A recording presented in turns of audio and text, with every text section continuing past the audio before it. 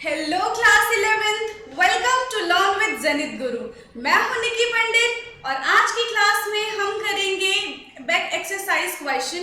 ठीक है, already 3 lecture आ चुके हैं, आज 4th लेक्चर है हमारा बैक एक्सरसाइज का। स्टार्ट करते हैं फर्स्ट क्वेश्चन से आज की क्लास का। तो फर्स्ट क्वेश्चन है हमारा, a sample drinking water was found to be severely contaminated with chloroform. Chloroform का क्या फॉर्मूला होता है? CHCl3, supposed to be carcinogenic in nature. Carcinogenic means cancer causing substance. The level of contamination was 15 ppm parts per million. ठीक है, उसके बाद क्या कह रहे हैं? फर्स्ट पार्ट में हमें निकालना है express this in percent by mass. हमें मास परसेंटेज निकालना है। फर्स्ट मास परसेंटेज का क्या फॉर्मूला होता है? मास परसेंटेज का, इसमें हमारे पास गिवन सब्सटेंस अपॉन टोटल कितने में से निकाल रहे हैं इनटू 100। तो देखो यहाँ पे हमें एक नंबर दिया हुआ है 15 ppm। 15 ppm का क्या मतलब है? 15 ppm means 15 gram of solute, 15 gram of solute present in 1 million solution. ठीक है, 1 मिलियन का एक सोल्यूशन है, 1 मिलियन सोल्यूशन में 15 ग्राम सॉल्यूट प्रेजेंट है। 15 ग्राम ऑफ सॉल्यूट इन पर 1 मिलियन सोल्यूशन। ओके, तो गिवन मास कितना है? गिवन सब्सटेंस हमारे पास 15 ग्राम है। यहाँ पे लिख लेते हैं मास परसेंटेज के लिए 15 अपॉन टोटल कितना है 1 मिलियन, यानी कि 10 की पावर 6 ppm। तो 10 की पावर 6 टोटल है इंटू 100। 100 यानी कि 10 की पावर 2 लिख दूं, यहाँ पे हो जाएगा 10 की पावर 2। अब देखो इस 10 की पावर 2 से यहाँ का जो 10 का पावर 2 है वो कट जाएगा, यहाँ पे क्या बचेगा 10 की पावर 4। तो इसको ऐसे लिख सकते हैं 15 इंटू 10 की पावर, ये ऊपर जाएगा तो हो जाएगा -4। ठीक है, अब मान लो कि डेसिमल पॉइंट्स यहाँ पे है, ये डेसिमल अगर इधर शिफ्ट होता है, अगर डेसिमल हम लेफ्ट हैंड साइड शिफ्ट करते हैं तो एक प्लस वैल्यू हो जाता है। तो ये हो जाएगा 1.5 इंटू 10 में -4 प्लस 1 ऐड करेंगे तो क्या हो जाएगा -3%। इतना हमारा मास परसेंटेज आ जाएगा 15 ppm के लिए। करेक्ट है, ये हमारा फर्स्ट था। सेकंड क्या हो जाएगा? सेकंड कह रहे हैं determine the molality of chloroform in the sample water. अब हमें मोलालिटी निकालना है, तो मोलालिटी के लिए क्या फॉर्मूला होता है? Molality number of moles of solute upon solvent in kg, ये फॉर्मूला है। सबसे पहले हमें नंबर ऑफ मोल्स निकालना होगा, तो number of moles given mass upon molecular mass, given mass upon molecular mass. Given mass हमें कितना दे रखा है 15, यहाँ पे आ जाएगा 15। अब हमें क्लोरोफॉर्म का मॉलिक्यूलर मास फाइंड आउट करना पड़ेगा। CHCl3 यानी कि 12 प्लस 1, और ये कितना है? Cl का होता है 35.5 इंटू 3, तो 3 5 जो 15, 3 5 जो 15, ये 16, 3 3 जो 9, ये 10, 10106.5, ये हो जाएगा 5 6 7 8 9 119.5। ठीक है, ये आ जाएगा। जब हम नंबर ऑफ मोल्स निकालेंगे तो आएगा हमारा 0.125 मोल्स। ये हमने मोल्स निकाल लिया, यानी कि ऊपर वाली वैल्यू हमें पता चल गई है। अब हमें क्या फाइंड आउट करना है? Solvent in kg। देखो हमें सॉल्यूट पता है 15 ppm, 15 ग्राम सॉल्यूट प्रेजेंट है, हमें पूरा सोल्यूशन भी पता है 10 की पावर 6, अगर हम सोल्यूशन में से सॉल्यूट को सब्ट्रैक्ट कर देंगे तो हमारे पास सॉल्वेंट आ जाएगा। बट यहाँ पे क्या हो रहा है, सॉल्यूट की क्वांटिटी इतनी कम है एज कंपेयर टू सॉल्वेंट कि हम सॉल्यूट को नेग्लेक्ट कर देते हैं। तो हमारे पास क्या बचेगा, सॉल्वेंट 10 की पावर 6 ही रह जाएगा। तो यहाँ पे हो जाएगा हमारा नंबर ऑफ मोल्स 0.125 अपॉन, देखो 10 की पावर 6, पर वो हमारे पास 10 की पावर 6 किस में है, ग्राम में है। यहाँ पे हमें किस में चाहिए, केजी में चाहिए। तो 10 की पावर 6 डिवाइडेड बाय 10 की पावर 3 क्या बचेगा, 10 की पावर 3 इन केजी। तो मैं यहाँ पे डायरेक्टली 10 की पावर 3 लिख दूं। अब इसको सॉल्व करेंगे तो कितना चला जाएगा, देखो 0.125 इंटू 10 की पावर -3। इस पॉइंट को इधर शिफ्ट करेंगे तो हमारा फाइनल आंसर आ जाएगा 1.25 इंटू 10 की पावर -4 मोलर। क्लियर है? तो यहां से हमने मोलालिटी फाइंड आउट कर लिया है। ओके, इतना सब समझ आया है। अब इसके बाद नेक्स्ट क्वेश्चन है, नेक्स्ट है express the following in the scientific notation. Scientific notation के पीछे की अगर आपको थ्योरी जाननी है, कैसे कैलकुलेट करते हैं, क्या होता है, तो इस पे ऑलरेडी मैंने एक लेक्चर बनाया हुआ है, आप वहां से देख सकते हैं। बाकी क्वेश्चन तो हम यहाँ पे कर ही रहे हैं। तो पहला क्या है, 0.0048। अच्छा, इसमें हमें ये देखना है डेसिमल को जब हम शिफ्ट करते हैं तो जब हम लेफ्ट हैंड साइड शिफ्ट करते हैं तो क्या होता है, राइट हैंड साइड शिफ्ट करते हैं तो क्या होता है। यहाँ पे क्या है, हम साइंटिफिक नोटेशन को रिप्रेजेंट करते हैं n इंटू 10 की पावर n से, वेयर n इज 1 to 9। हम n में 1 to 9 कोई भी डिजिट्स पुट कर सकते हैं। ओके, यहाँ पे क्या होगा, हम इस डेसिमल को राइट हैंड साइड शिफ्ट करेंगे 1 2 3।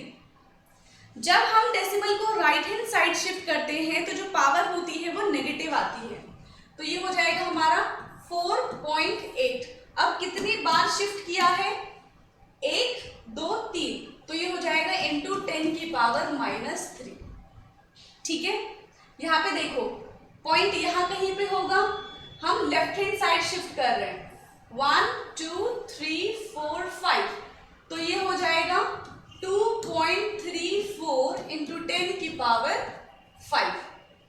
यहाँ पे होगा डेसिमल, यहाँ पे भी हम कहाँ पे कर रहे हैं 1 2 3, तो ये हो जाएगा 8.008 इंटू 10 की पावर 3, क्योंकि हम लेफ्ट हैंड साइड कर रहे हैं तो पावर जो होगी वो प्लस में आएगी।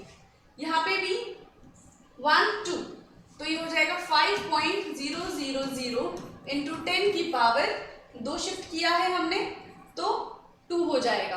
अब देखो ये ऑलरेडी इसी फॉर्म में है तो इसको करने की जरूरत नहीं है, ये हो जाएगा 6.0012 इंटू 10 की पावर 0, क्योंकि हमें इस फॉर्म में रिप्रेजेंट करना था। अब 10 की पावर 0 का क्या मतलब है, 1, यानी कि अगेन आपके पास यही वैल्यू आ जाएगी। ओके, क्लियर है? देखो इसको एक बार। इसके बाद नेक्स्ट क्वेश्चन है, how many significant figures are present in the following. अब हमें यहाँ पे सिग्निफिकेंट फिगर बताना है। सिग्निफिकेंट फिगर बताने के लिए आपको कुछ रूल्स पता होने चाहिए। ठीक है, वो रूल्स यहाँ पे क्या है, देखो ये पॉइंट, ये देखो इसको हम बोलते हैं नॉन जीरो डिजिट्स और ये क्या है हमारा जीरो डिजिट्स। अगर नॉन जीरो डिजिट से पहले जीरो डिजिट्स आता है तो उसको हम यहाँ पे काउंट नहीं करते हैं। ठीक है, तो यहाँ पे हमारा सिग्निफिकेंट कितना हो जाएगा, सिर्फ ये दोनों 2 और 5, तो ये हो जाएगा हमारा 2। बट 208 में क्या है, ये हमारा नॉन जीरो डिजिट्स है, ये जीरो है और ये नॉन जीरो है। जब दो नॉन जीरो डिजिट्स के बीच में एक जीरो डिजिट आती है तो उसे हमें काउंट करना पड़ता है।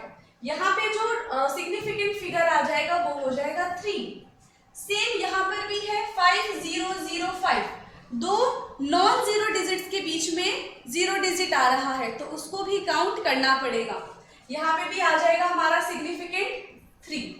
बट फोर्थ क्वेश्चन में देखो क्या है, ये तीन एक लाइन से कैसे हैं, नॉन जीरो डिजिट्स है और बीच में कोई पॉइंट भी नहीं है। अगर यहाँ पे पॉइंट होता तो ये तीनों डिजिट्स हमें काउंट करने पड़ते, बट यहाँ पे ऐसा कोई पॉइंट नहीं है, तो इन जीरो को हम काउंट नहीं करेंगे। ओके, इसके सारे रूल्स मैंने करवाए हैं, एक बार आप वो वाले वीडियो जाके चेक कर लेना। तो यहाँ पे क्या है 1 2 3, यहाँ पे भी सिग्निफिकेंट कितना हो जाएगा 3। लेकिन वही इस क्वेश्चन में देखें तो पॉइंट के बाद भी जीरो है, तो हम क्या करेंगे, इस जीरो को भी काउंट करेंगे। यहाँ पे कितना हो जाएगा सिग्निफिकेंट 4, और इस वाले क्वेश्चन में 1 2 3 4 5, यहाँ पे टोटल हो जाएगा 5। ठीक है, क्लियर है? को बता देना। ठीक है, अच्छा यहाँ पे 5004 में मैंने 3 लिख दिया है, इसको क्या हो जाएगा यहाँ पे 4, क्यों? क्योंकि 1 2 3 4, तो यहाँ पे 4 हो जाएगा। ओके, नेक्स्ट है round up the following up to 3 significant figure. हमें राउंड ऑफ करना है लेकिन 3 सिग्निफिकेंट फिगर तक ही करना है। स्टार्ट करें, तो फर्स्ट है हमारा 34.216। क्या होता है, लास्ट वाली डिजिट को हम चेक करते हैं। अगर लास्ट वाली डिजिट 5 से बड़ी होती है तो उससे पहले वाली जो वैल्यू होती है वो एक इंक्रीज हो जाती है। ये 5 से बड़ी है तो ये कितना हो जाएगा 34.22। बट अभी हमारे पास कितने नंबर से देखो 1 2 3 4, क्या कह रहे हैं 3 सिग्निफिकेंट तक ही जाना है। बट अगर मैं इसका सिग्निफिकेंट निकालूं तो कितना हो जाएगा 4 हो जाएगा, तो इसको एक बार और राउंड ऑफ करना पड़ेगा। और ये जो 2 है ये कैसा है 5 से कम है, तो अगर मैं अब इसको राउंड ऑफ करूंगी तो सिर्फ 34.2 ही आएगा, इसको हम इंक्रीज नहीं कर सकते। क्यों? क्योंकि ये 5 से छोटी वैल्यू है।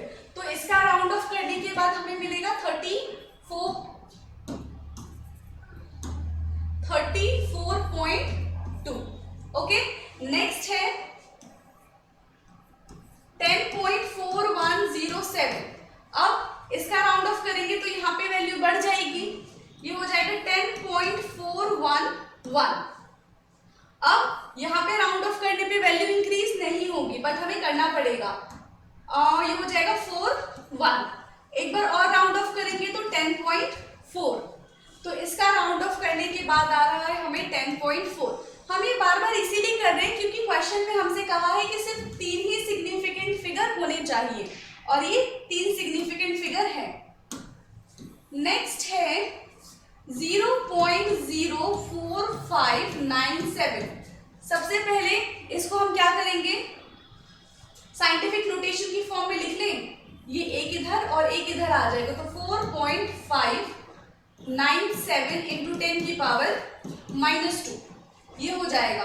अब इसको करते हैं, देखो क्या होगा, यहाँ पे ये 7 है, यहाँ पे एक इंक्रीज हो जाएगा, 1 2 3 4, हाँ यहाँ पे एक इंक्रीज हो जाएगा, 7 है तो ये कितना हो जाएगा हमारा 4.5, और ये 9 का हो जाएगा 10। बट 10 करने के लिए मुझे इसको एक 6 और यहाँ पे ये 0 बनाना पड़ेगा। ठीक है, क्योंकि यहाँ पे 0 करूंगी तो 50 हो जाएगा, तो वो तो वैल्यू कम हो गई।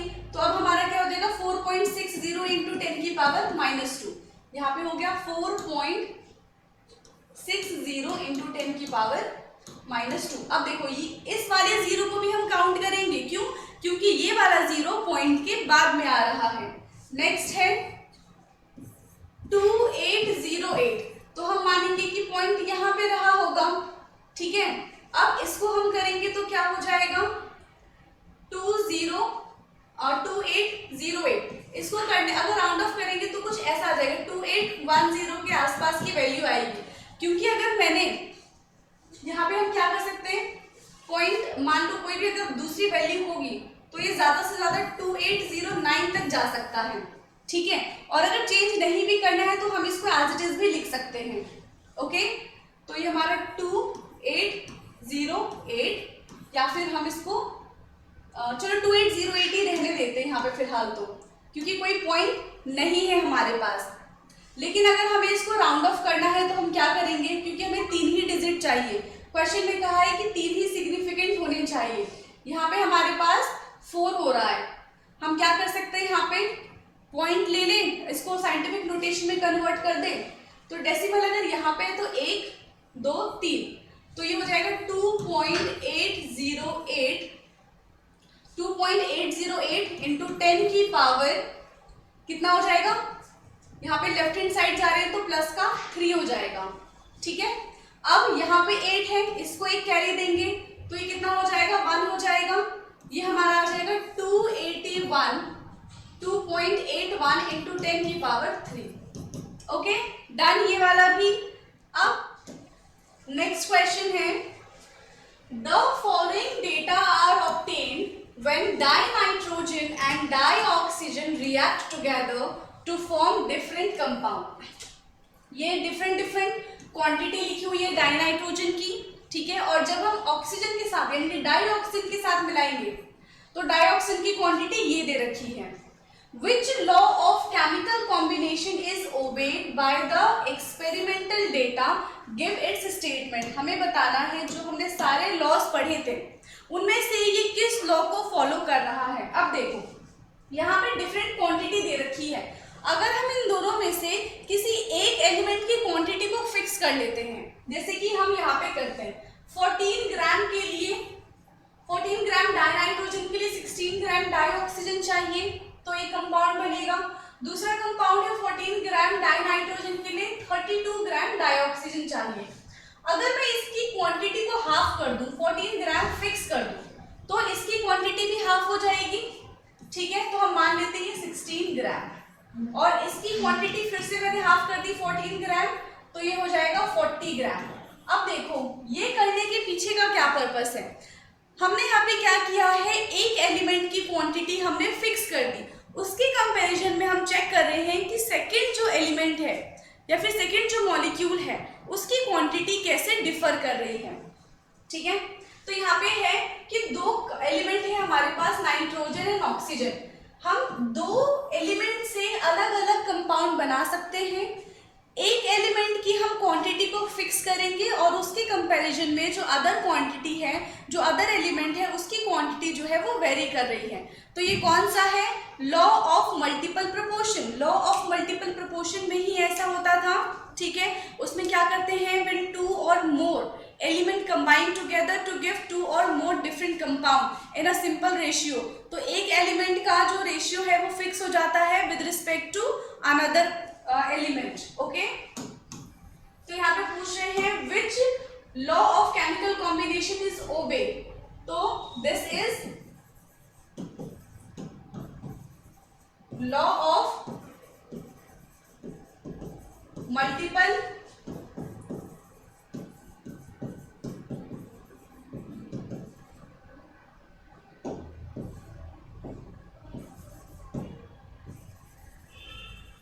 Law of multiple proportion.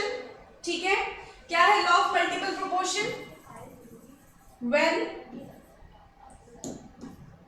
To element combine to give two or more compound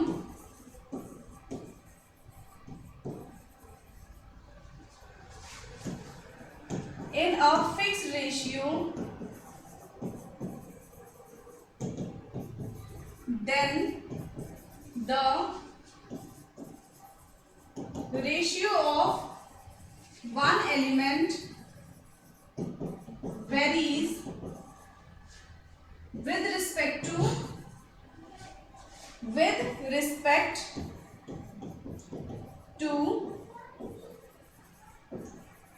another element, then the ratio of one element varies with respect to another element whose ratio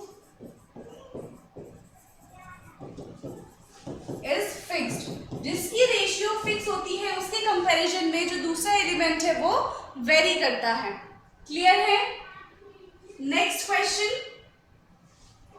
next है fill in the blanks in the following conversions. अब हमें यहाँ पे convert करना है, क्या हो जाएगा 1 किलोमीटर टू मिलीमीटर।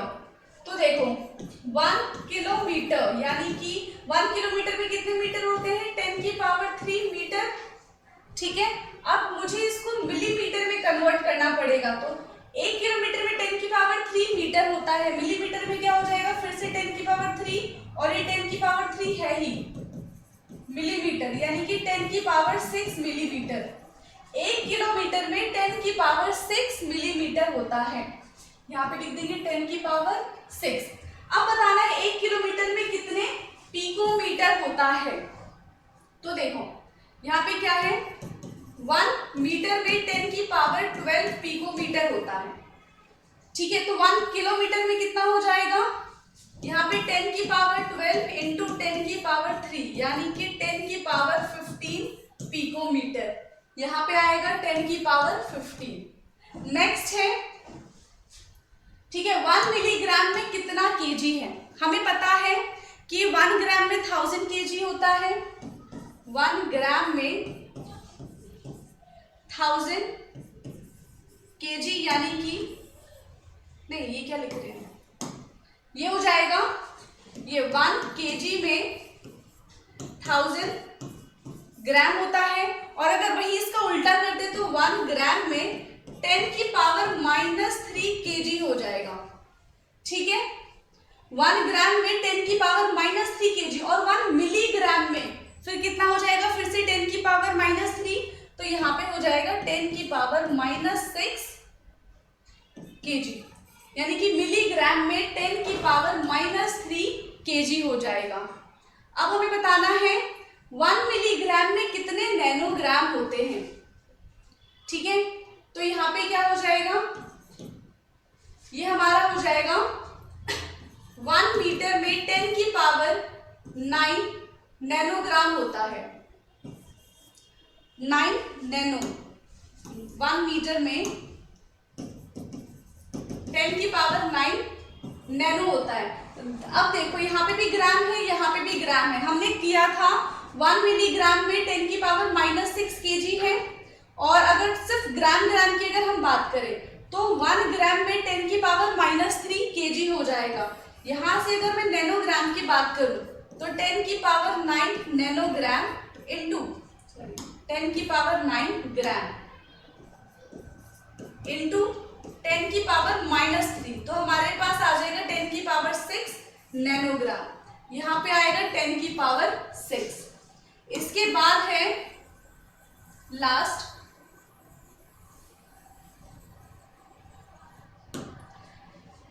हाँ, ये क्या है, 1 लीटर में 1000 ml होता है, ठीक है। इसमें हम क्या कर रहे हैं, 1 ml में कितने लीटर हो जाएगा, फिर तो 1 ml में 10 की पावर -3 लीटर हो जाएगा, ये तो सिंपल है, 10 की पावर -3। अब हमें बताना है 1 ml में कितना डेसीमीटर क्यूब होगा।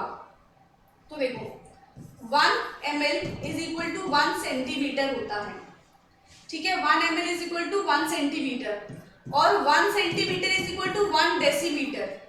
तो यहाँ पे क्या हो जाएगा, अगर हमारे पास कितना है, 1 सेंटीमीटर क्यूब में 1 डेसीमीटर क्यूब होता है, ठीक है। तो यहाँ पे क्या हो जाएगा, 10 की पावर -3 क्यूब कर रहे हैं हम, तो इसका भी क्यूब करना पड़ेगा, 10 से मल्टीप्लाई होता जाएगा, तो यहाँ पे भी हमारा आ जाएगा 10 की पावर -3 डेसीमीटर क्यूब। ओके, तो ये कन्वर्जन्स आपको पता होने चाहिए इसमें। नेक्स्ट क्वेश्चन है, if the speed of light is this, calculate the distance covered by the light in 2 nanoseconds. 2 nanoseconds यानी कि 2 इंटू 10 की पावर -9 सेकेंड्स। नैनोसेकेंड्स को सेकेंड्स में कन्वर्ट कर दिया, और अगर अच्छे से लिखना है इसको हम क्या लिख सकते हैं, 2.00 इंटू 10 की पावर -9 सेकेंड्स। हमारे पास स्पीड है 3.0 इंटू 10 की पावर 8 मीटर पर सेकेंड, और हमारे पास टाइम है 2.00 इंटू 10 की पावर -9 सेकेंड। हमें डिस्टेंस निकालना है, तो डिस्टेंस का क्या फॉर्मूला होता है, देखो speed is equal to distance upon time, ये फॉर्मूला पढ़ा है, इसके साथ मल्टीप्लीकेशन कर देंगे तो हो जाएगा distance is equal to speed into time. तो स्पीड क्या है हमारे पास 3.0 इंटू 10 की पावर 8, फिर मल्टीप्लाई, और टाइम है हमारे पास 2.00 इंटू 10 की पावर -9। अब इसको सॉल्व करने के बाद क्या होगा, 2 3 जा 6 पॉइंट। अब देखो पॉइंट के बाद यहाँ पे 1 2 3 जीरो है, बट जब हम इसको देखते हैं, इसका साइंटिफिक नोटेशन देखते हैं, तो हम क्या देखते हैं कि जो सबसे लीस्ट वैल्यू होती है डेसिमल के बाद, जो सबसे कम पॉइंट्स होते हैं उसको कैलकुलेट करते हैं। तो यहाँ पे ये जो वैल्यू है इसमें क्या है, डेसिमल के बाद एक ही डिजिट्स है, तो हम यहाँ पे भी डेसिमल के बाद एक ही डिजिट रखेंगे, इंटू 10 की पावर 8 और -9, यानी कि -1 हो जाएगा। ठीक है, तो इसकी यूनिट कितनी आ जाएगी, एक हमारे पास था मीटर पर सेकेंड और एक था हमारे पास सेकेंड से सेकेंड कट गया, यहाँ पे आ जाएगा मीटर। 6.0 इंटू 10 की पावर -1 मीटर। ओके, ठीक है इतना। तो आज की क्लास में हमने 1.22 तक क्वेश्चन कर लिए हैं, बाकी के क्वेश्चन हम नेक्स्ट क्लास में करेंगे। ओके, बाकी जितने भी अब तक क्वेश्चन कराए हैं उन सब का एक बार आपको प्रैक्टिस करना है। ओके, ठीक है, थैंक यू।